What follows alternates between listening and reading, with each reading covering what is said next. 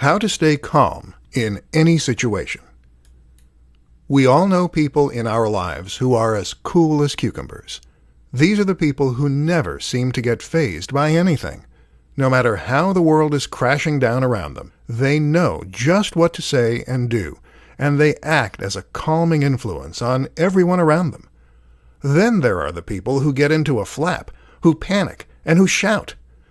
Guess who is the more effective in a crisis? Guess who makes the better leader? Guess who people look up to more? So, staying calm in any situation is an incredibly useful skill to have.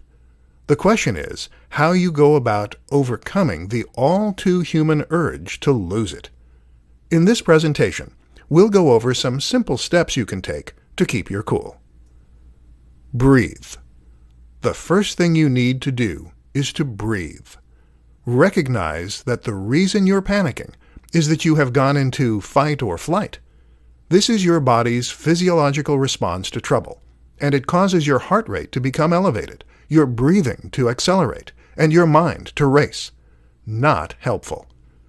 If you breathe, though, then you can regain your composure and fix your parasympathetic tone.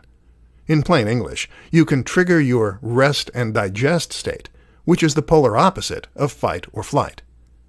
To get into this zone, you're going to use something called belly breathing. Breathe by expanding your gut first, and that way you can fill your lungs more completely, starting at the bottom. Breathe in and out for a count of 3 on each. Take a step back. The next step is to try and get your head in the game by removing your emotional response.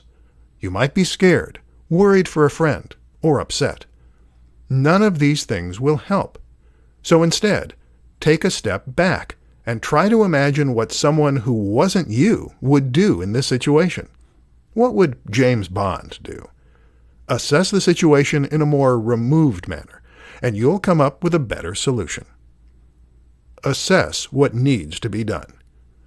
One of the reasons that many of us become frozen with fear is that we don't want to take responsibility and make matters worse rather than better.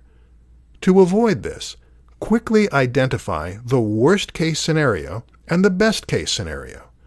Accept the possibility of the worst-case scenario, but take the steps you need to take to work toward the latter.